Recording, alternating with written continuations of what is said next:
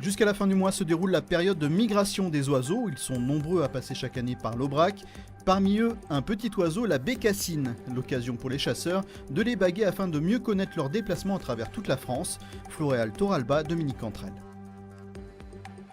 De mi-mars jusqu'à fin avril, période de migration des bécassines sourdes, des groupes de chasseurs sillonnent l'Aubrac pour les capturer. Objectif, baguer ces oiseaux.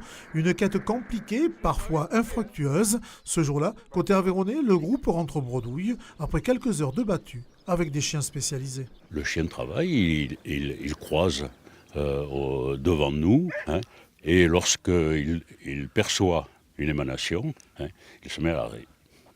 Voilà. C'est tout simple, mais il suffit de travailler longtemps pour avoir ce résultat. Une semaine plus tard, le groupe a capturé 6 bécassines sourdes. Principe, le chien se met à l'arrêt devant l'oiseau, les chasseurs jettent un filet et capturent l'animal.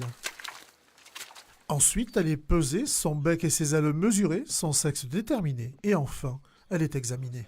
Et là, en fait, on regarde son état, on regarde s'il y a son état d'engraissement, en fait. On a à cet endroit l'adiposité, en fait, qui est notée de 1 à 4. Et là, on peut voir en soufflant dessus qu'elle est assez maigre, donc on a vraiment un creux. Elle n'est pas très grasse, en fait. C'est pas gênant pour les oiseaux migrateurs ? Non, non, non. C'est justement, elle va se préparer en restant ici pour repartir sur ses zones de reproduction. La bécassine sourde passe l'hiver dans le sud de l'Europe et au Maghreb. Elle remonte au printemps vers la Russie et s'arrête régulièrement pour se reposer et s'alimenter dans des zones humides. Sa capture est organisée et suivie par le Muséum d'histoire naturelle de Paris. La bague, c'est la carte d'identité de l'oiseau.